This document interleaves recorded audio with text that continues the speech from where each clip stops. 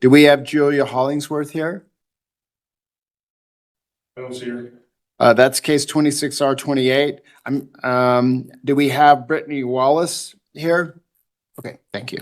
So if there's anybody here with Julia Hollingsworth, and if that's your only case, you can stay. I just don't want to keep you if you need to go, okay? But that'll go on to default judgment. Thank you for being here today. Thank you, sir. Yeah. So in case 26R28, default shall enter. For failure to appear.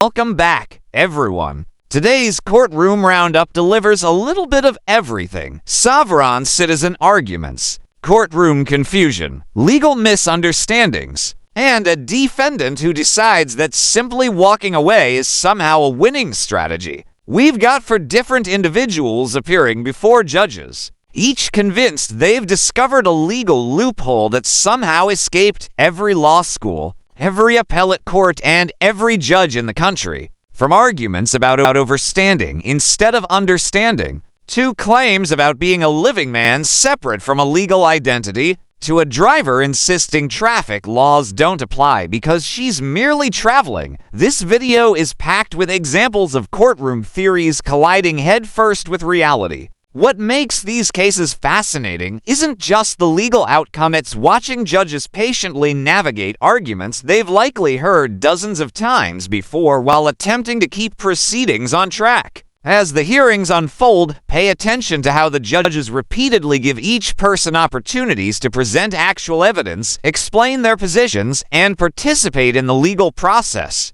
The question is simple. Will any of these unconventional arguments hold up under scrutiny, or are we about to watch a masterclass in why internet legal theories rarely survive contact with an actual courtroom? Stick around because the final case takes a particularly dramatic turn when one participant decides she'd rather leave than hear the court's ruling. Aaron Martinez, 26M1326. Cole Plummer for the people. Thank you. Good morning, sir. Could you please state your full name on the record? Good morning. Aaron Martinez. Thank you. All right. And sir, you're here for an advisement, which means that I have to go over. You see me do this. It's Rule 5 and Rule 16, which contains all the rights that you have within this case. Did you review these documents, sir? I did. Okay. And you did sign the second page of each one of these documents, which represents to the court the understanding that you have about your rights, It correct? makes sense. I don't understand, but it makes sense. Okay. Well, if you don't understand, you need me to provide you an overstand it. advisement? It's clear. Yeah, it's clear. I hear what it says. I just do not understand anything. I overstand it. I hear you. It's clear to me. I signed it. A little concerned that if you don't understand your rights, then I have to advise you on it. I do not need you to advise me. I hear it and read it clearly. Just the terminology and the words. I do not understand anything. So, but Okay. it makes sense to me. What questions do you have about the rights? Zero. All right, I'm still a little. Well, you did sign these two documents, Yes. correct? Correct. So that represents to the court, you know what these documents say, That's correct. and you do not have any questions for the court about the rights that you have within your case, either under Rule 5 or Rule 16. That's correct. Okay, all right. There is also, sir, a mandatory protection order in this case. Thank you. And sir, this mandatory protection order states that you should not harass, molest, intimidate, retaliate against, or tamper with any witness or victims of the acts that you are charged with committing. Sir, do you understand the conditions of the mandatory protection order? Yeah, there's no witnesses or no victims. I hear what it says. Don't mess with the officers that arrested me. So that means you understand what this what I just explained to you, sir? I hear you clearly. Yes, ma'am. Do you understand what I just explained to you, sir? I hear you and it makes sense. I agree with what you're saying. All right, so I'm concerned. I don't want, my job here, sir, is to make sure that when I go through these documents, Yeah. if I need to further advise You you, do not need to. stop, stop, Mhm. okay? Stop 1 moment. Let me finish. If I need to further advise you, I'm happy to do so. And the reason why, sir, is because I have to make sure that when you provide and you sign these documents, you understand what you must comply with. This is a court order. So when you say, I hear what you're saying, hold on, you're not answering my question. So my question is, do you understand? The answer is, yes, I do. Hold on, sir. Or no, I do not. And I'm happy when you say to me, no, I do not, then to explain it to you. Okay. With that advisement, I'm going to ask you the question Okay. again. I don't need you any further comment. I need you to answer yes or no. I presented to you and I provided information to you about the mandatory protection order.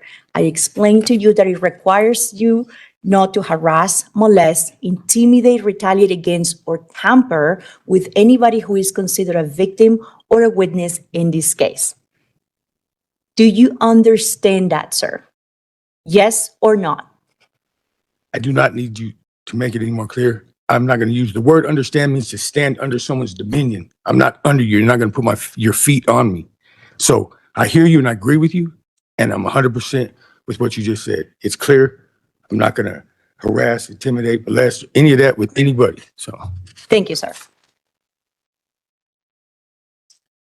Well, that didn't take long. The first defendant we've seen before doesn't even make it into the courtroom this time. For many people following these types of cases, that's a recurring theme. After spending considerable time arguing about jurisdiction, Mr. Zamora Martinez, you can come up to the podium. If you're not Mr. Zamora Martinez, I need to. The living man, So can I finish? I probably need to issue a failure to I appear can't, I bench. can't hear you. I need to issue a failure to appear bench warrant. If you're not Mr. Zamora Martinez, if you are Mr. Zamora Martinez, you can come to the podium and I can address the bond appearance and we can get the case. That's the podium.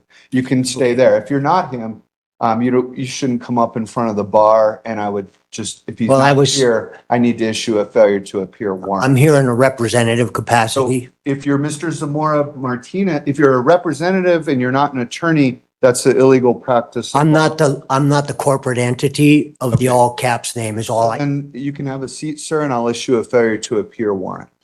But if you're not Mr. Zamora Martinez, I don't need to advise you of anything. Okay. I don't wish to cause any trouble to the court. Look, I you don't know could- who you are, sir. I'm looking for Mr. Irvin Zamora Martinez. If that's not you, I am the living man, Irvin Zamora you're either Martinez. Mr. Zamora Martinez or you're not. If you're not, I don't want to tangle you up in this case. I just told you I am. Okay, As if a you living are, man. good morning, Mr. Zamora Martinez. So this is the judgment bond and appearance. continue So with this the is your process. case, It's a and this is the reminder bond that appearance. participation So what a matters. bond appearance Whatever means someone is, believes you about the missed legal court system, back ignoring in a scheduled 2022. court date You rarely missed a pretrial strengthens their conference on position. June What do 1st you of think is 2022. skipping court a The sign of charges that were confidence in a outstanding legal then, strategy and that are still or a sign that the outstanding, are strategy two. isn't There's working two the way charges. it was One's a expected traffic to? infraction. That's like a ticket. That's speeding 20 to 24 miles per hour over the limit. So that's a traffic infraction. That's level of speed is punishable by a fine only. The maximum fine on that level of speed is $200. There's no possibility of jail. Now, the other charge is a misdemeanor charge of driving under the influence, DUI. That charge is punishable by a jail possibility. DUI is punishable by 5 days to 1 year in the county jail. That's the maximum penalty on a misdemeanor DUI. If it's a first offense, that's the range. If it's a second or subsequent offense, in other words, you have prior convictions for either DUI or DWAI in Colorado or any other state, there is mandatory jail that's higher. 10 days if you have one conviction, 60 days if you have two, 90 days if you have three. Although that could be a felony, and this is a misdemeanor charge. So those are the two charges filed. With regard to those charges, you don't have to make any statement on the record about those charges. You have the right to remain silent. You have the right to an attorney. I can appoint a lawyer if you qualify through the public defender's office. It's free to apply, but you do have to turn in an application to their office. You have to get them to review it, and then they have to tell you whether or not you qualify. You also have the right to any attorney that you make arrangements with, any private attorney of your own choice. Any plea you enter has to be your own decision, your own voluntary choice. It looks like, let me see, you have a fail here. take a look at it so I can advise you on that.